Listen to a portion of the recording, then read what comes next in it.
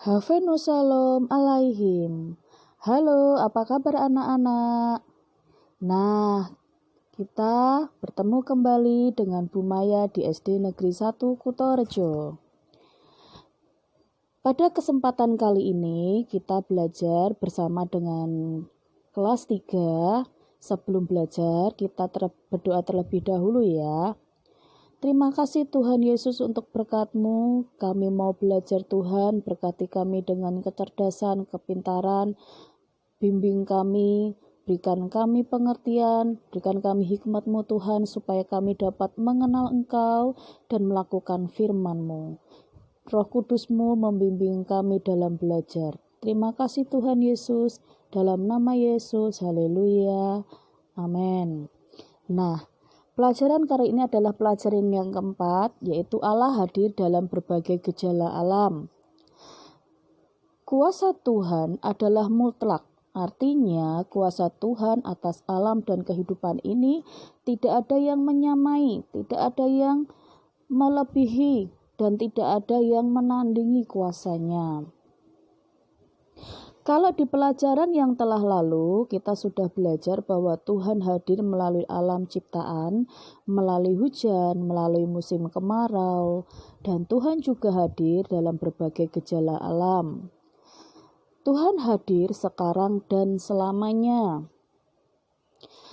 Gejala alam. Gejala alam sering menimbulkan bencana. Apa saja? Yaitu banjir. Banjir adalah peristiwa bencana alam yang terjadi ketika aliran air yang berlebihan merendam daratan. Kemudian apa saja lagi anak-anak? Gunung meletus. Gunung meletus terjadi apabila magma naik melintasi kerak bumi dan muncul atas permukaan. Nah, apalagi anak-anak? Badai. Badai adalah cuaca yang ekstrim, mulai dari hujan es dan badai salju sampai pada badai pasir dan debu. Badai disebut juga siklon tropis oleh meteorolog, berasal dari samudra yang hangat. Badai bergerak di atas laut mengikuti arah angin dengan kecepatan sekitar 20 km per jam. Badai bukan angin ribut biasa. Nah, di sini juga pernah ya terjadi ya angin puting beliung ya. Nah, itu juga badai angin. Karena badai ini mampu memporak-porandakan rumah. Ada yang bisa merobohkan, bahkan tanam-tanaman juga roboh. Apalagi anak-anak? Tsunami. Tsunami adalah gelombang air besar yang diakibatkan oleh gangguan di dasar laut seperti gempa bumi. Gangguan ini membentuk gelombang yang menyebar ke segala arah dengan kecepatan gelombang mencapai 600 sampai 900 km per jam. Jadi tsunami ini gelombang besar yang dari dasar laut naik ke permukaan.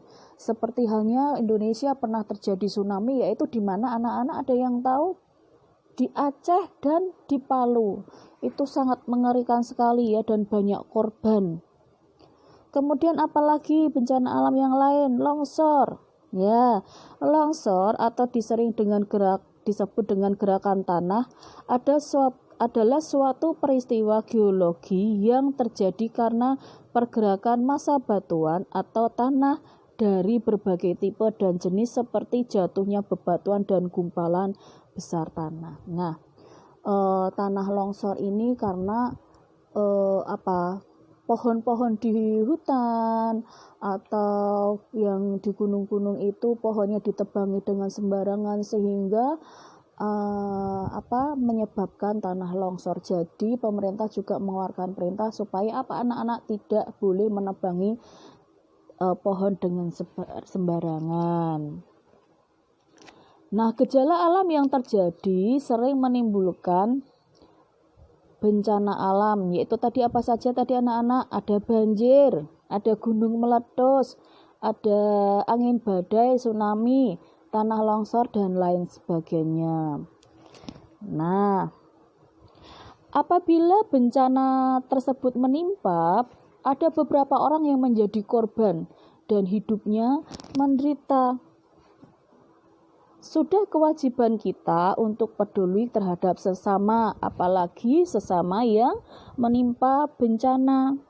Kita harus memiliki rasa empati dan simpati. Apa sih simpati itu? Simpati adalah keikutsertaan merasakan perasaan orang lain. Simpati merupakan perasaan atau ekspresi yang muncul ketika kita peduli dengan orang lain dan berharap orang lain tersebut bisa lebih bahagia. Nah, apa sih empati? Empati atau dengan istilahnya ketertarikan fisik. Empati adalah kemampuan untuk dapat mengerti atau memahami apa yang orang lain rasakan secara emosional. Secara singkatnya, empati membantu kita membayangkan diri kita berada di posisi orang lain. Jadi kita untuk bisa membedakan apa sih empati dan simpati itu seperti ini.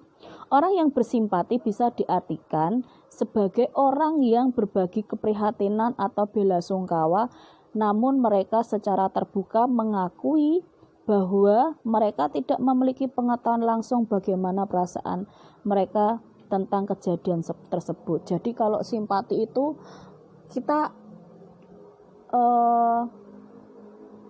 tidak pernah mengalaminya, tapi kita ikut merasakan. Tetapi kalau empati itu adalah suatu perasaan di mana seseorang benar-benar tahu perasaan tersebut. Jadi simpati ini orang tersebut pernah mengalami kejadian dan pernah berada di posisi tersebut. Nah, dengan simpati ini atas kehilangan seseorang yang dicintai, berarti ia merasa belas kasihan dan prihatin atas kehilangan itu tanpa mengetahui bagaimana rasanya kehilangan. Kalau empati itu berarti seorang mengetahui perasaan tersebut. Biasanya kalau empati itu disertai dengan tindakan. Kalau empati hanya sebuah perasaan saja. Simpati yaitu menyatakan perasaan kasihan, sedangkan empati yaitu ikut memberikan pertolongan. Kita bisa memberi bantuan berupa apa saja terhadap orang-orang korban bencana. Nah, kita bisa memberikan bantuan berupa materi. Contohnya materi itu apa saja anak-anak? Bisa uang, makanan, pakaian, alat tulis atau obat-obatan. Kemudian apalagi tenaga. Contohnya tenaga apa? Yaitu menyumbangkan tenaga kita untuk bersih. Ikut membantu menolong proses evakuasi korban bencana. Nah, kita juga bisa menyumbangkan pikiran. Contohnya apa saja anak-anak? Memberikan ide atau solusi untuk memberikan jalan keluar bagi korban. Kemudian juga bisa memberikan bantuan secara spiritual. Nah, bantuan spiritual ini tidak kalah penting, yaitu apa sih? Mendoakan mereka agar Tuhan memberi kesehatan, kecukupan, ketabahan dalam menerima musibah tersebut. Nah, kita juga harus peduli karena sudah menjadi kewajiban kita untuk peduli terhadap sesama. Kita bisa memberikan bantuan kita kepada orang lain. Nah, ada juga anak-anak tadi gejala alam yang bisa menimbulkan bencana, tapi ada juga gejala alam yang tidak menimbulkan bencana. Ada yang tahu nggak gejala alam yang tidak menimbulkan bencana apa saja? Yaitu angin sepoi-sepoi. Nah, angin sepoi-sepoi kalau kita kepanasan, kita berteduh, kemudian ada angin, kita bisa merasakan manfaatnya dengan baik dan itu tidak menimbulkan bencana karena menolong membantu kita tidak kegerahan. Kemudian apalagi hujan gerimis, matahari bersinar cerah. Nah, Allah hadir di dalam gejala alam. Mengapa gejala alam bisa membuat orang menderita? Karena dengan bencana tersebut bisa menimpa beberapa orang yang menjadi korban hidupnya menderita.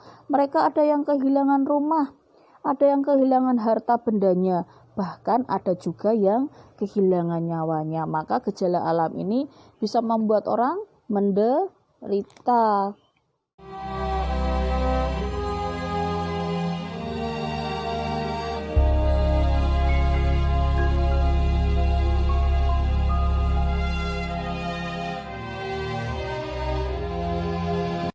Pada suatu kali, Yesus mulai pula mengajar di tepi danau.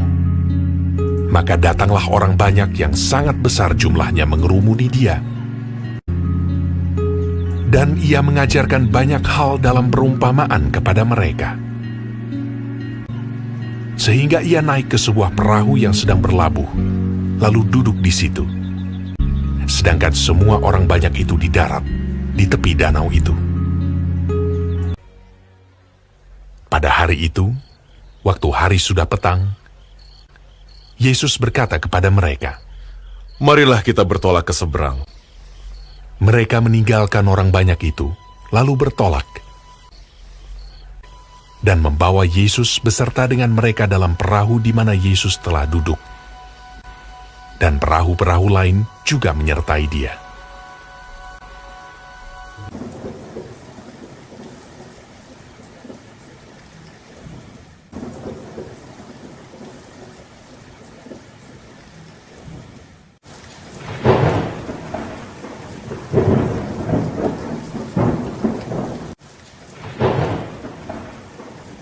Lalu mengamuklah taufan yang sangat dahsyat.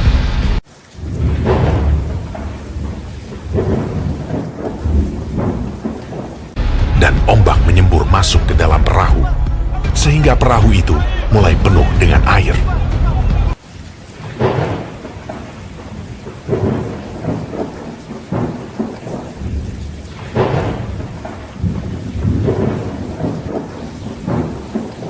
Pada waktu itu, Yesus sedang tidur di buritan di sebuah tilam.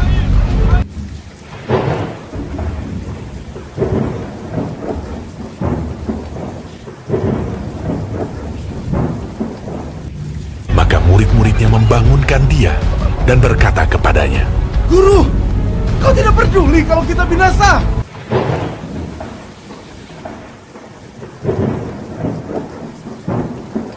Ia pun bangun, menghardik angin itu, dan berkata kepada danau itu, "Diam! Tenanglah!" Lalu angin itu reda, dan danau itu menjadi teduh sekali. Lalu ia berkata kepada mereka, "Mengapa kamu begitu takut? Mengapa kamu tidak percaya?" Mereka menjadi sangat takut, dan berkata seorang kepada yang lain, Siapa gerangan orang ini, sehingga angin dan danau pun taat kepadanya?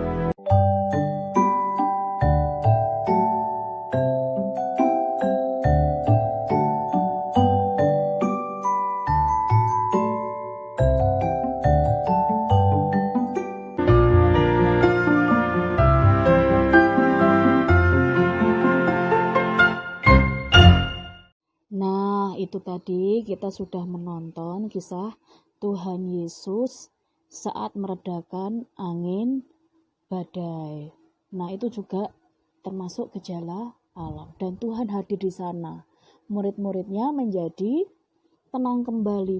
Ketika mereka ketakutan, Yesus hadir memberi apa anak-anak? Memberi kedamaian. Nah, kita sudah melihat itu ya. Melihat kisah mengenai Tuhan Yesus bersama dengan murid-muridnya ketika berada di Danau Galilea. Danau Galilea juga disebut Danau Genesaret atau Danau Tiberias. Nah, anak-anak selamat mengerjakan. Tetap semangat jaga kebersihan dan jaga kesehatan kalian. Tetap pakai masker jika kalian keluar dari rumah. Ingat, nanti kalau sudah selesai mengerjakan tugasmu, jangan lupa berdoa ya. Shalom.